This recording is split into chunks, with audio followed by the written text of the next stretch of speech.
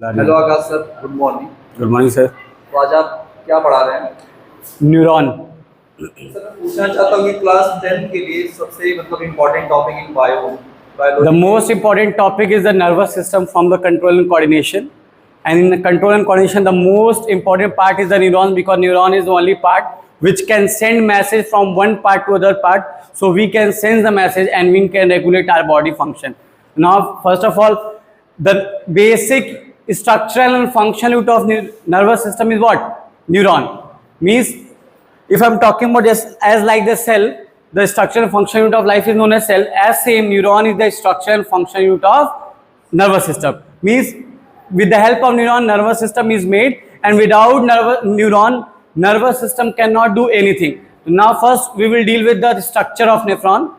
Now come to the point.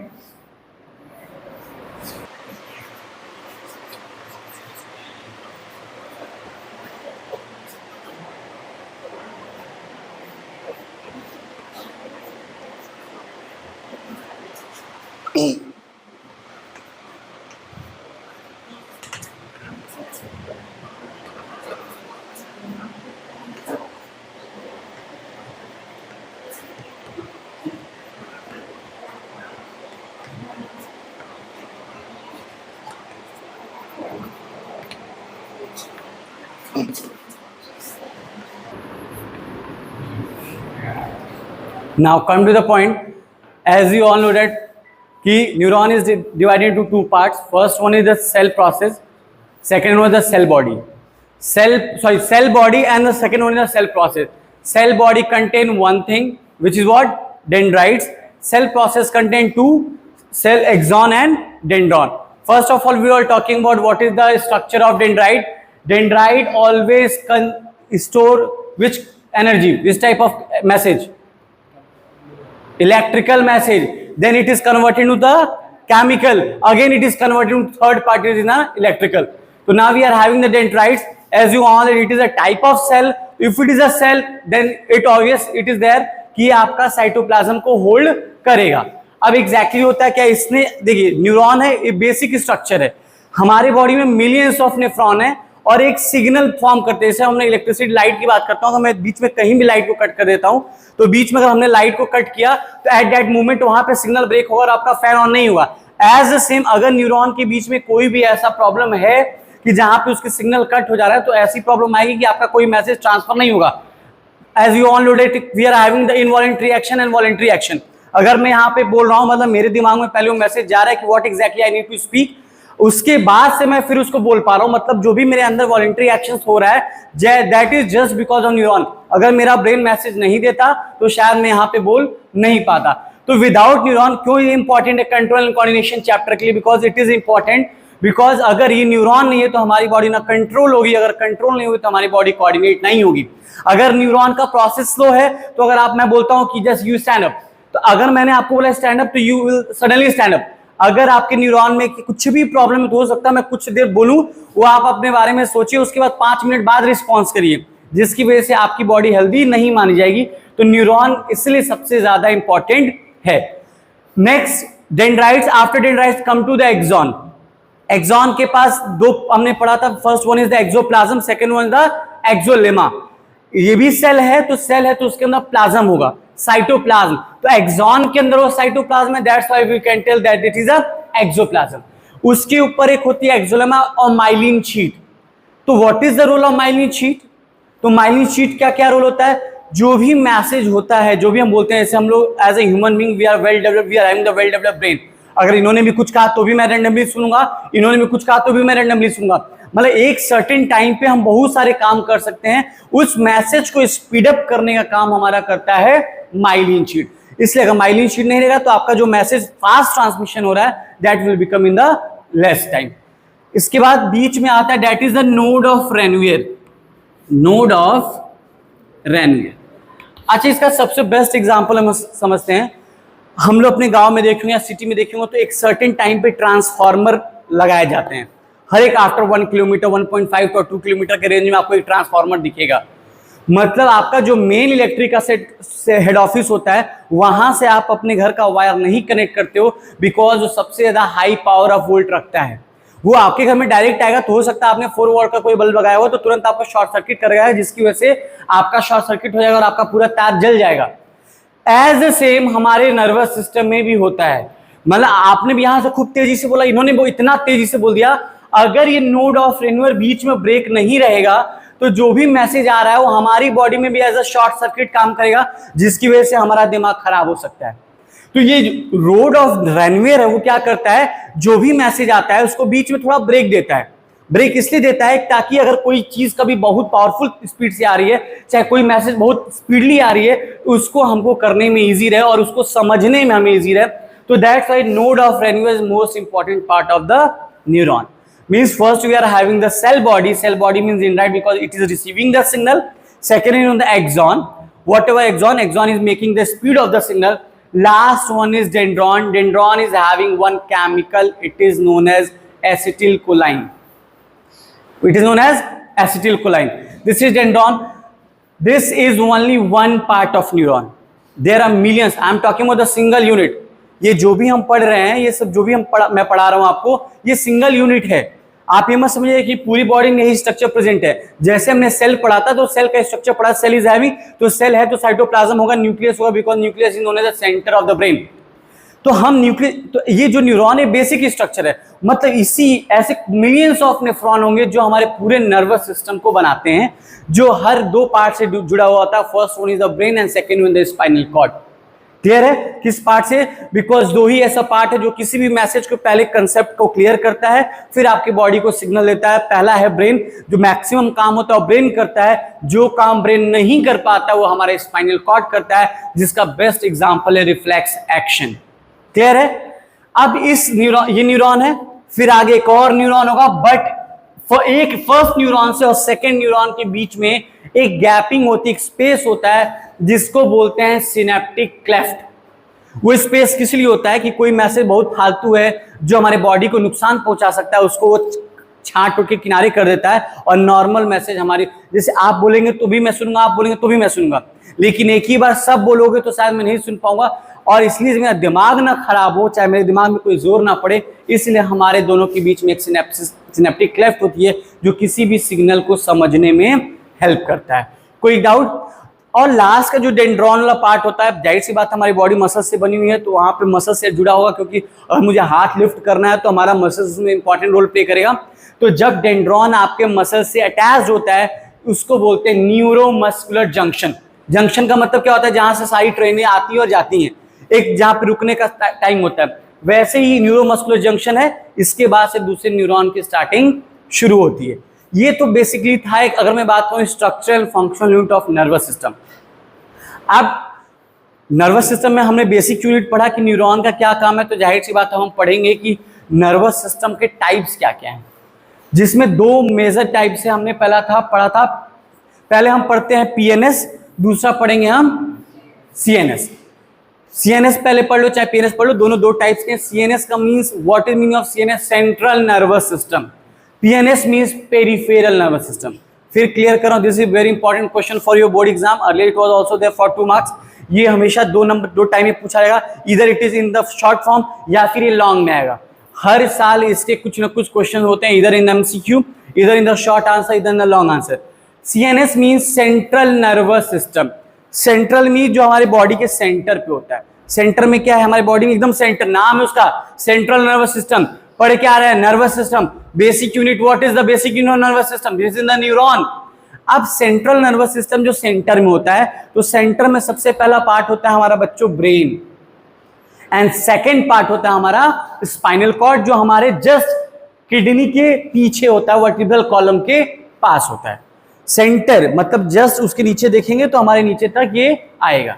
तो central nervous system consist of 2 part, first one is the brain, second one the spinal cord. कोई issue? Now compare to the next, peripheral nervous system. Periphery is English word. अगर मैं simple सी बात करता हूँ, periphery का मतलब होता है आजू बाजू का इलाका। If I am standing in front of you, तो अगर मैं यहाँ पे खड़ा हूं तो ये जो मेरा ये क्लास है, ये मेरा पेरिफेरी है, मतलब ये दिस इज माय रेंज, और मैं इसके अंदर में ही अपना सारा काम कर सकता हूँ। बोलता ना कि नहीं ये मेरी क्लास है, बिकॉज ये मेरा पेरिफेरी है, मैं दूसरे क्लास को अपना क्लास नहीं बोल सकता हूँ। तो पेरिफेरल नर्वस सिस्टम का मतलब होता है अपने साइड की चीजें, जो चीजें हमारे ब्रेन से निकली हुई हैं, जो नर्व्स ब्रेन से निकली हुई हैं, जो नर्व्स स्पाइनल कॉर्ड से निकली हुई हैं, मतलब हमारी बॉडी में जितनी सारी चीजें निकली हुई हैं उसको बोलते हैं peripheral nervous system. Because brain अकेले तो स्टिमुलेट करेगा नहीं, वो पूरी बॉडी से कनेक्ट होगा। तो जो नर्व्स पूरी बॉडी से हमारे कनेक्ट हैं, लेग है, हाथ, टंग है, चाहे ब्रेन है, चाहे हैंड है, जितनी बॉडी पार्ट से कनेक्टेड है वही होता है हमारा पेरिफेरल नर्वस सिस्टम। तो सिंपल सी बात करूं, this is all about the nervous system. एक होता है कंट्रोल सेंटर जो सबसे इंपॉर्टेंट होता है। अब मैं सिंपल सी बात करता हूं, ब्रेन की मैं बात करता हूं। तो ब्रेन बेसिकली उन चीजों को आइडेंटिफाई करता है। जैसे अगर आप मेरे से कोई भी क्वेश्चन पुटअप करते हो कि sir tell me what is this, तो फर्स्ट मैं उसको सुनूंगा, मेरे ईयर से होके वो पहले ब्रेन तक जाएगा, ब्रेन उस मैसेज को पहले समझेगा कि अच्छा the student is asking sir what is neuron. तो मैं स्पीडली नहीं बोल सकता हूं कि आपने एन बोला तब तो मैं आंसर दे दूंगा। जब तक मैं उसको अपने सुनूंगा नहीं, सुनने के बाद ब्रेन का मैसेज जाएगा नहीं, ब्रेन उसको समझेगा नहीं, तब तक हम उसको रिस्पॉन्स कभी नहीं कर सकते। बट ये इतनी स्पीड में इसलिए हो जाता है because we are having the well developed brain.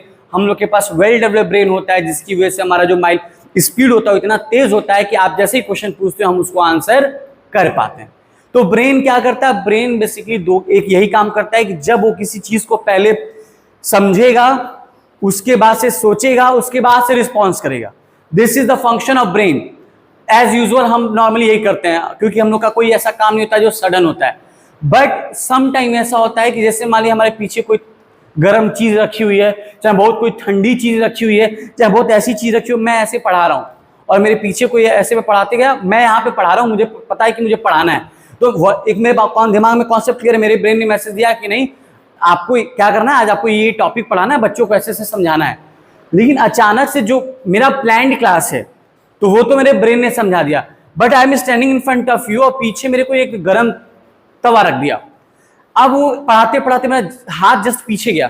अब हाथ जस्ट पीछे गया तो ऐसा तो होगा नहीं कि मैं पहले पीछे टर्न करूंगा, अच्छा क्या गर्म लग रहा है, बहुत तेज गर्म है, वो ऐसा नहीं होगा। वो हाथ जैसे ही उस हॉट ऑब्जेक्ट पे टच होगा, मैं जस्ट अपने हाथ को वहां से हटा लूंगा।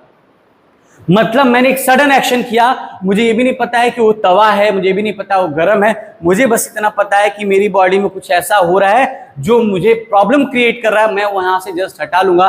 मतलब वो एक्शन मेरे ब्रेन से नहीं हुआ, क्योंकि मेरे ब्रेन से होता तो मेरे सेंस ऑर्गन का यूज जरूर होता, मुझे पता होता। बट ये एक्शन हमारा किसकी हेल्प से हुआ, spinal cord.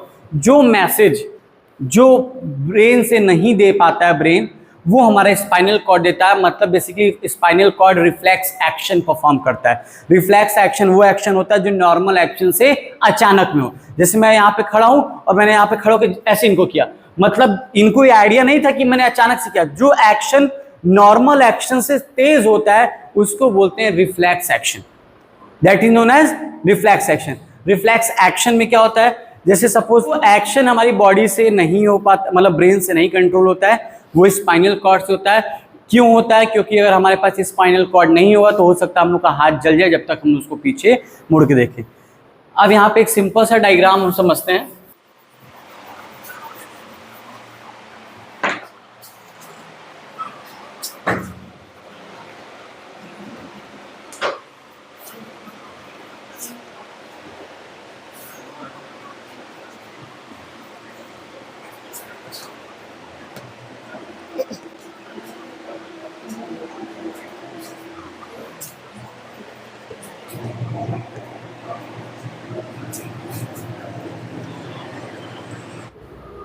This is the receptor. Receptor को आप क्या बोल सकते हैं बच्चों, रिसीव करने वाला। ये ब्रेन का डायग्राम नहीं है, this is the rough diagram of the spinal cord, जो हमारे ब्रेन से कंट्रोल नहीं होता है।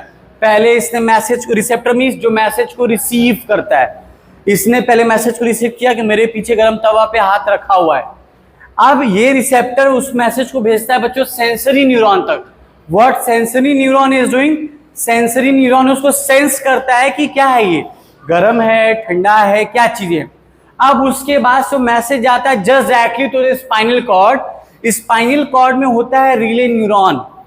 Spinal cord is having one neuron that is known as relay neuron, जो उस मैसेज को समझता है।